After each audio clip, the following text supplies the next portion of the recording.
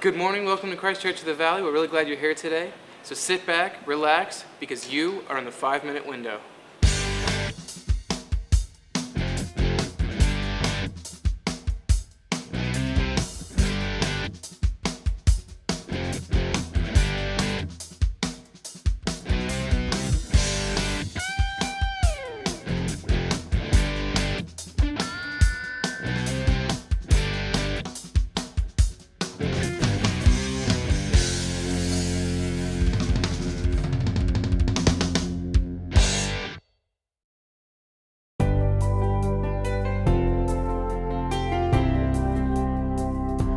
Feel uncomfortable in church, like you just don't belong, or you're not quite connecting?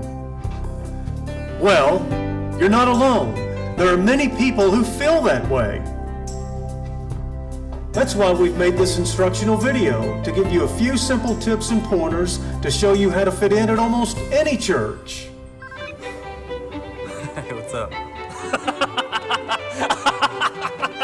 First of all, silence your cell phone in church. Don't smoke in church.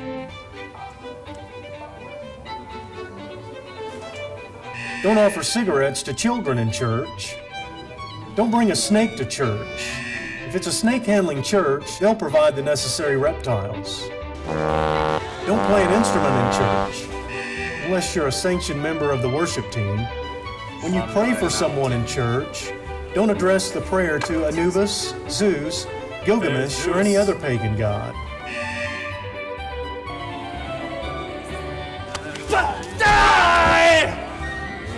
Don't practice jujitsu in church.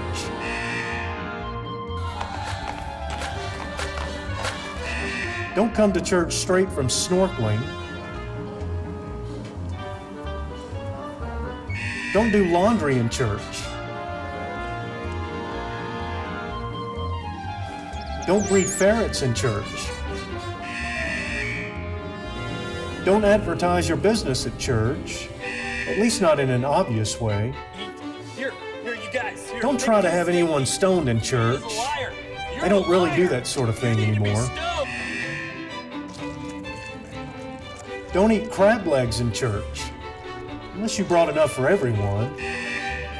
Dude, that's wrong. Don't fact-check the pastor's sermon on Wikipedia and then correct him in church.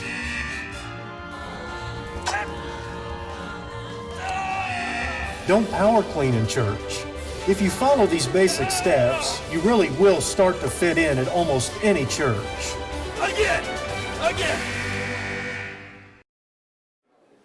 We have a trip coming up in May 11th through May 17th, down to Juarez, Mexico, with an organization called Casas por Cristo. And we're going to go down and take 2 teams and build a couple of houses for a couple of families that are chosen by pastors down in Juarez, Mexico.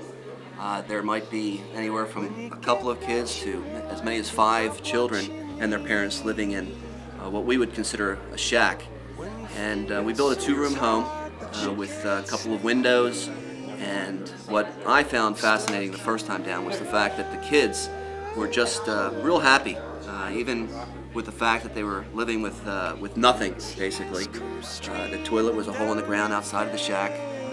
Electricity, if they had it, was just an electric cord coming from a central location up and down the main street. Water was a hose tied off at the fence, and yet the kids were smiling and happy and playing with others that were next to them, their neighbors, or even themselves.